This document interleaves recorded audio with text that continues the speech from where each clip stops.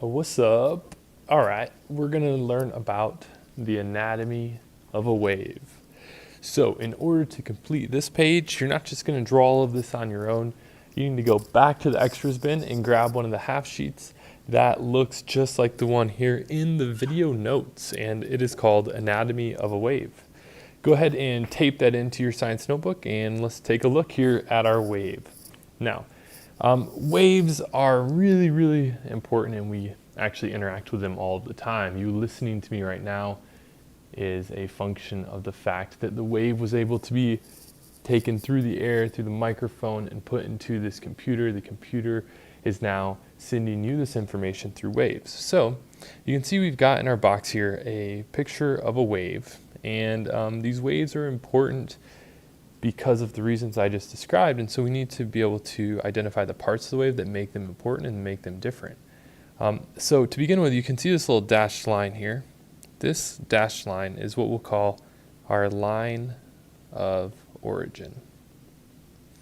Now, the line of origin is important because in order for us to measure how tall the wave is, we need to be able to know where the line of origin was so that we can measure the height of the wave, which we call our amplitude. Now, I like to think about amplitude in terms of like being super gnar. If you think about like the X Games and the skateboarder goes up the half pipe and gets way out of the half pipe, or the skier, and they do some sick trick. They're like, whoa, check out that amplitude. He's getting way up there. And that's like getting higher up off of that half pipe. So therefore, that term in extreme sports, amplitude, is directly related to this idea. It's like the height of a wave.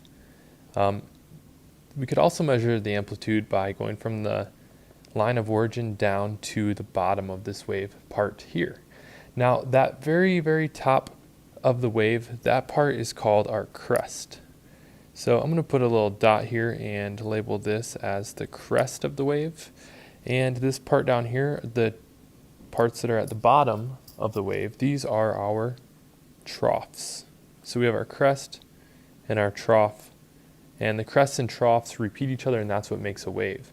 So there's not just the one crest, there's also the second crest over here as well, but I'm not going to label that one.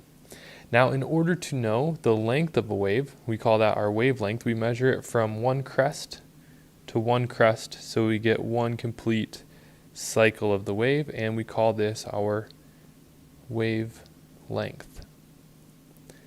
Now, sometimes in physics, wavelength is a long word to write, so physicists like to be lazy and write it with this type of Greek, this Greek letter here that I think is the mu or something along those lines. But you can see it's that diagonal line with a little curved line on it. It looks like a slide kind of, and that is wavelength. That symbol will indicate wavelength.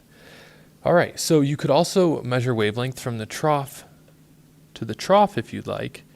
But for this example, I'm just measuring it from the crest to the crest. So if you measure it from the trough to the trough or the crest to the crest, the wavelength should be the exact same if you're measuring a wave. Okay, well, the frequency of a wave is just simply the number of waves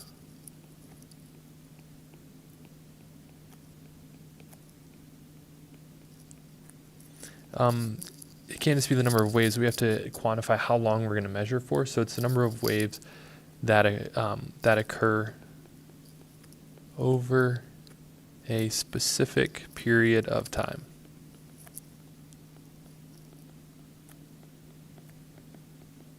It's usually for 1 second. You count how many waves occur in that 1 second, and that's usually measured with hertz, which is Hz is the unit for frequency most times.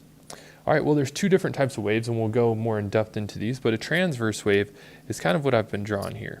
And when we draw waves, we're going to pretty much draw them as transverse waves to signify their amplitude, their wavelength, and we can turn these waves into transverse waves, but not all of them travel as transverse waves. Some of them travel as longitudinal waves. So longitudinal waves, when you draw these, I like to draw them like this.